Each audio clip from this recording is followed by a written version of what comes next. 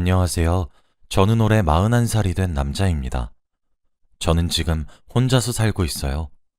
얼마 전 저에게도 남들은 겪어보기 힘든 충격적인 일이 생겨서 이렇게 글을 쓰게 되었습니다. 저는 몇 년 전까지 아내가 있었답니다. 그녀와 저는 제가 34살 때 처음 만났어요. 주위에서 친구들은 다 결혼을 하고 아이까지 낳았는데 저는 왜 아직도 연애를 못하고 있냐며 저희 부모님께서 정말 많이 구박하셨거든요. 그래서 틈만 나면 선자리를 주선해 주셨어요. 맨날 이번이 마지막이라면서 이 사람이랑 안 되면 앞으로는 절대 선자리 주선 안 하겠다고 하면서 매번 제 결혼을 부추겼죠. 계속되는 선자리에 저도 지칠 대로 지쳐 있었어요. 그날도 어김없이 부모님이 이번 여자는 진짜 마지막이야. 옆집 김씨 아줌마 알지? 그 아줌마 아는 여잔데 얼굴도 예쁘장하게 생겼고 성격도 착하다고 하는구나. 이 여자랑 잘 안 되면 앞으로 절대 선보라고 안 할 테니 제발 우리 얼굴 봐서라도 마지막으로 나가주렴. 부모님의 절실한 부탁에 마지막이라고 생각하고 나갔죠. 약속 장소인 레스토랑에서 정말 누가 봐도 예쁜 여자가 앉아 있었죠. 절대 그 여자가 저와 선을 보기로 한 여자일 리가 없다는 생각과 동시에 저런 여자는 어떤 남자를 만날까 궁금하기도 했죠. 저는 선을 보기로 한 여자에게 전화를 걸었어요. 그런데 그 예쁜 여자가 전화를 받더니 저와 통화를 하는 겁니다. 저는 너무 행복했죠. 옆집 김씨 아줌마한테 너무 감사했습니다. 하지만 저는 예쁜 여자는 얼굴값을 한다고 생각해서 성격은 좋지 않을 거라고 생각했죠. 그런데 종업원에게도 너무 친절하고 제가 무슨 말을 해도 웃어주었죠. 종업원이 음식을 테이블에 놓으려고 할 때 그 여자가 일어나려고 해서 실수로 음식을 그 여자 옷에 쏟았어요. 대부분 사람들은 그런 일이 생기면 화를 내면서 종업원에게 당장 세탁비를 달라고 하면서 기분 나쁜 티를 엄청 내죠. 그런데 그녀는 인상 한번 찌푸리지 않고 괜찮다며 오히려 종업원에게 사과를 했어요. 죄송해요, 제가 일어나서. 혹시 걸레는 어딨죠? 제가 치울게요.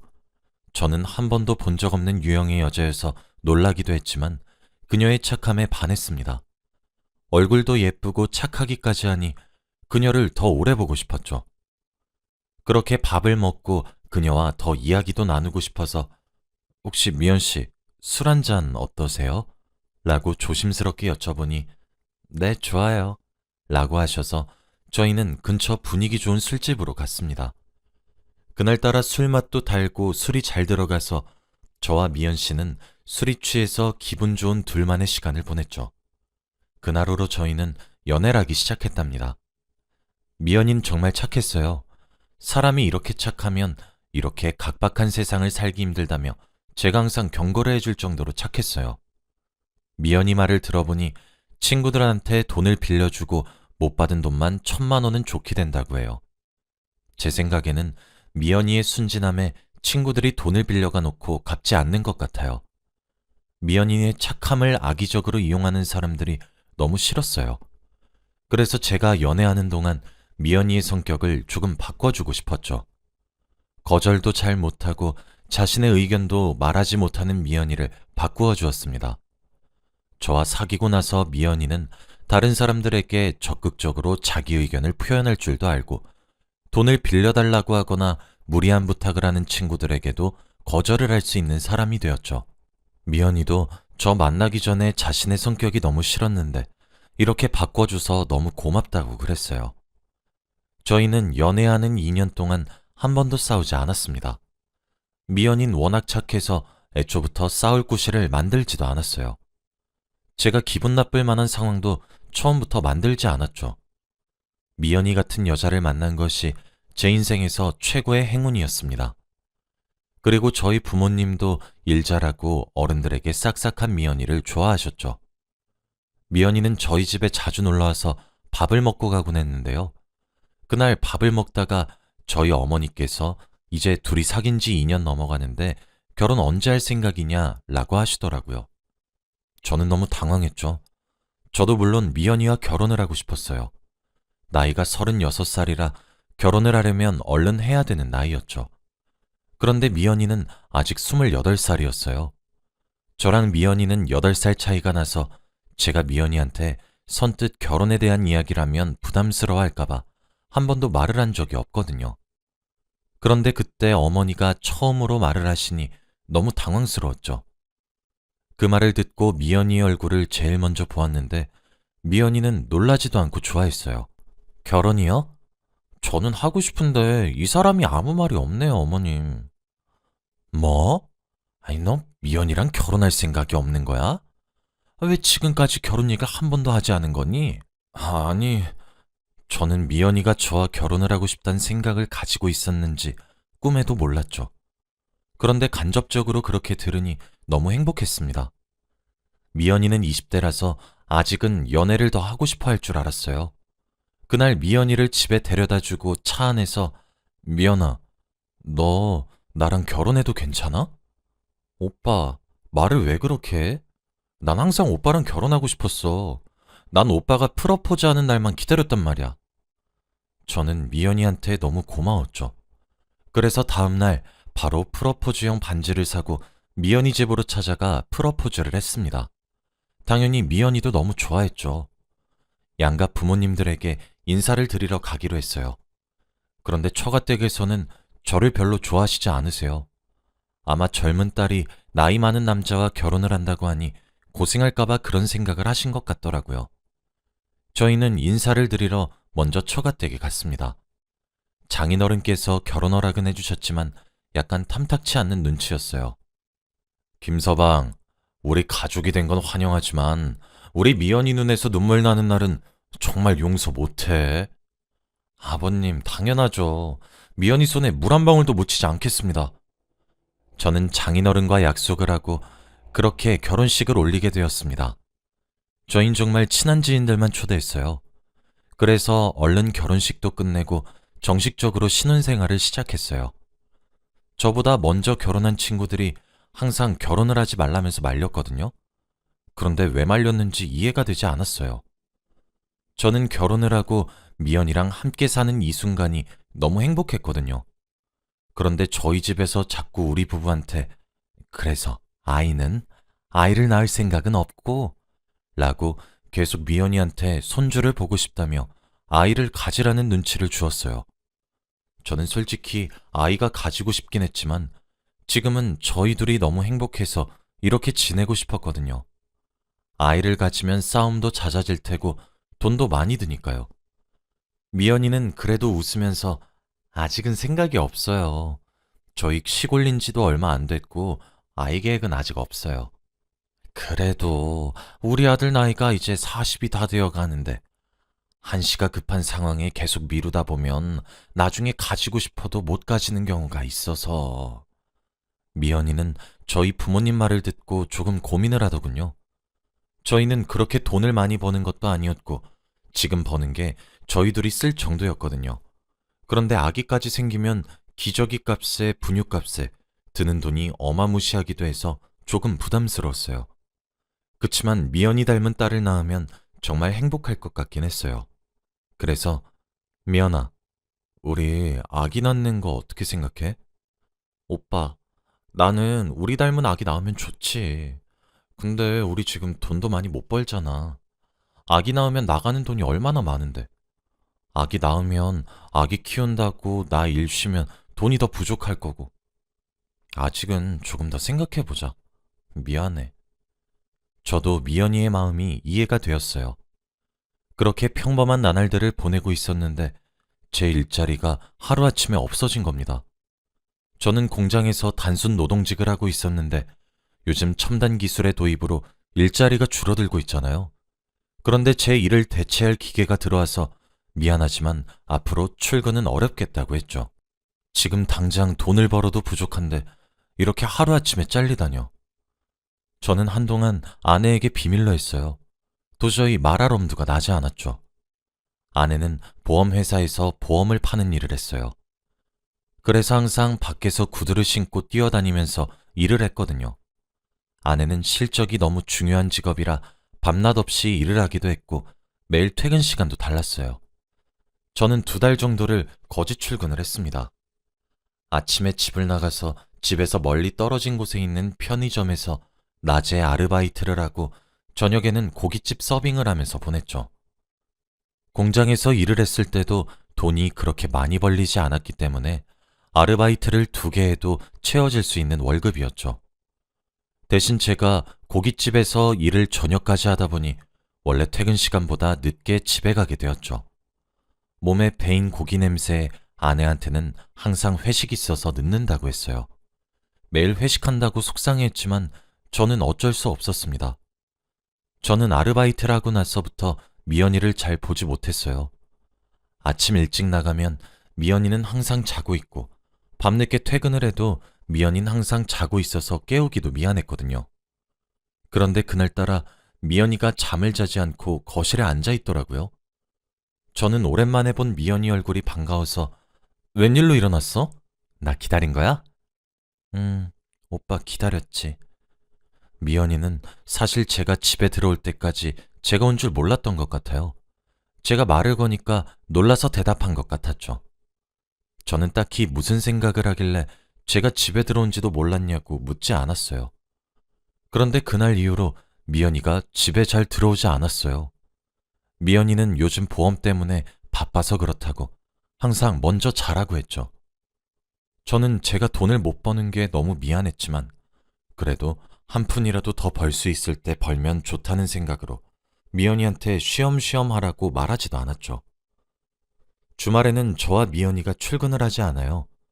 그런데 그날 처음으로 미연이가 회사에 급한 일이 생겨서 가봐야 할 것 같다고 하더군요. 미연이가 워낙 착해서 상사들이 일을 시키나 보다 해서 보내주었어요. 그날도 새벽이 다 되어서 퇴근했죠. 그런데 미연이가 그날따라 너무 힘들어 보였어요. 안색도 너무 안 좋고 힘이 없어 보였죠. 그래서 저는 주말 동안 계속 미연이를 간호했습니다. 그런데 그날 이후부터 계속 미연이가 집에 늦게 들어오는 겁니다. 요즘 따라 몸도 안 좋은데 일한다고 늦게 들어와서 미연아, 일도 중요한데 쉬엄쉬엄 하면 안 될까? 오빠, 지금 안 벌면 언제 벌어? 먼저 자. 그렇게 매일 새벽이 다 되어서 들어오기도 했고 주말에도 출근을 했습니다. 그런데 월급날 통장을 보니 미연이의 월급이 더 올라야 하는데 평소보다 떨어졌더라고요. 미연이는 회사에 잘 말해본다고 했고 저는 평소처럼 아르바이트를 하고 집으로 갔습니다. 그날따라 유난히 미연이가 집에 늦게 들어오더군요. 새벽 2시가 다 되어서 집에 왔습니다. 미연아, 연락도 없이 이렇게 늦게 오면 안 되지. 내가 집에서 기다리고 있는 거 너도 뻔히 알잖아. 오빠, 미안해. 나 사실 임신했어. 어? 갑자기? 근데 우리 최근엔 밤에 같이 잠들거나 한 적 없잖아. 사실 뱃속의 아기 오빠 아기가 아니야. 저는 머리를 망치로 세게 맞은 것만 같았죠. 내 아기가 아니라니? 나 얼마 전에 보험 팔러 고깃집에 방문했다가 그 고객이 내 전 남자친구인 거야. 그래서 나도 모르게 그만. 오빠, 근데 내가 그 사람한테 임신했다고 말하니까 나를 안아주면서 같이 살자고 하더라? 이제 나 그만 보험 팔면서 살고 싶어.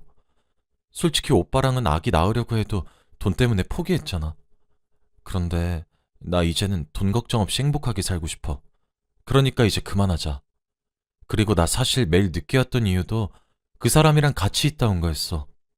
내가 잘못한 건 맞지만 정말로 날 사랑한다면 내 행복을 빌어주라. 이혼하자 우리.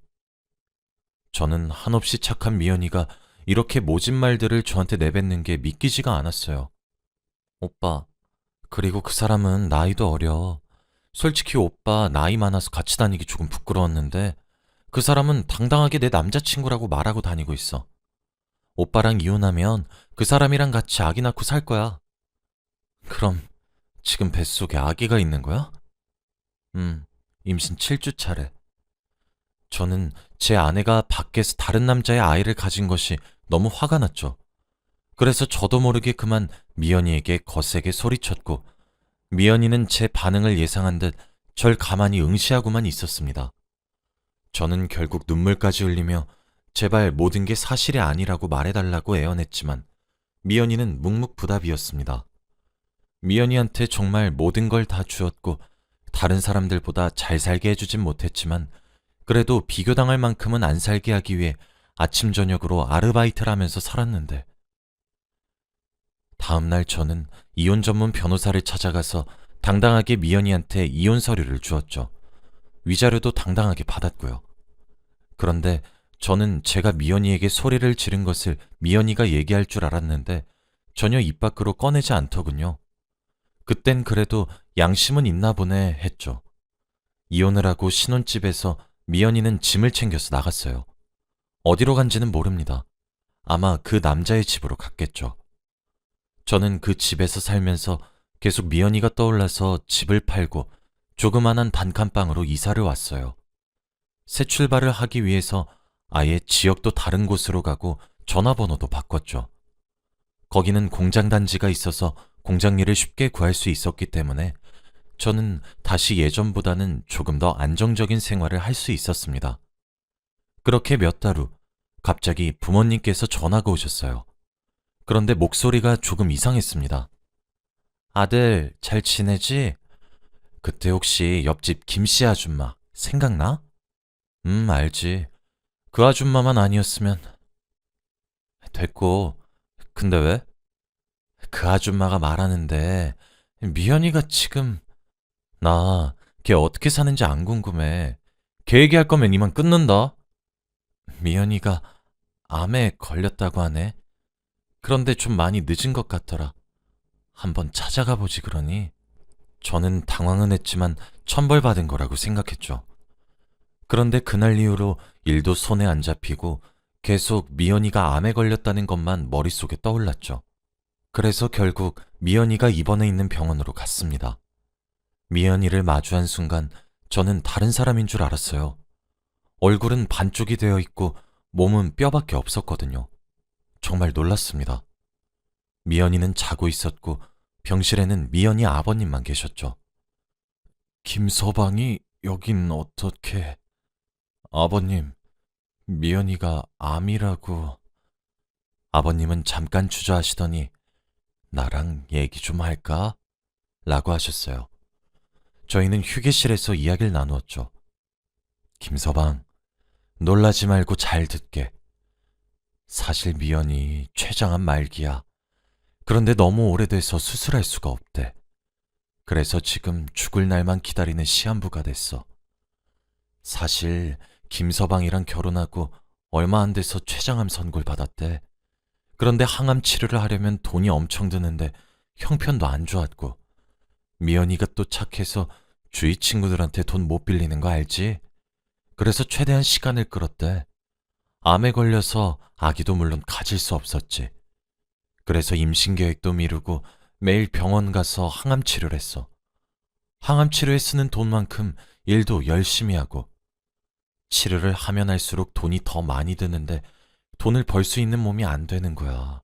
너무 아프지. 그래서 어쩔 수 없이 항암 치료를 나중에 하려고 했대. 근데 돈이 너무 안 모아져서 치료를 계속 미룬 거야. 결국 시기를 놓쳐서 점점 암이 심해져 갔어. 결국 김서방과 헤어져야겠다고 생각했대. 절대 자기 죽어가는 과정을 보여주고 싶지도 않고 자네는 무조건 치료비 번다고 더 많은 일을 할 거라고. 그래서 그 모습 보기 싫다고 그런 거야. 우리는 무조건 말렸지만 결국 미연이가 자네한테 거짓말하고 이혼을 하고 왔더라고.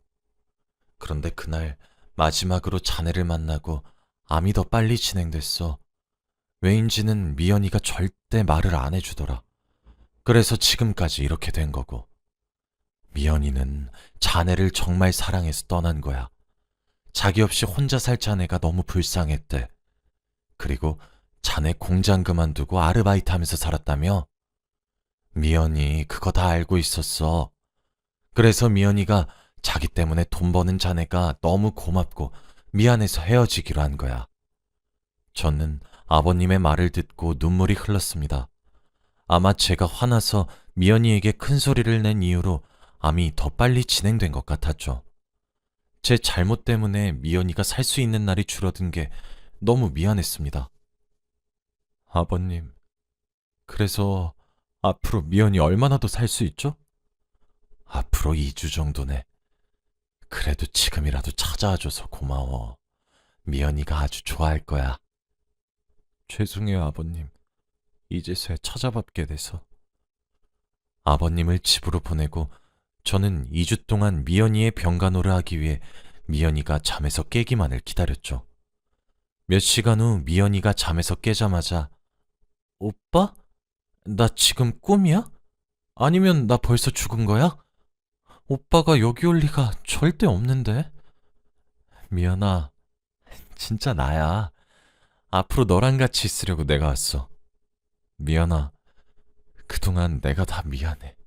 정말 잘못했어. 오빠, 내가 더 미안해.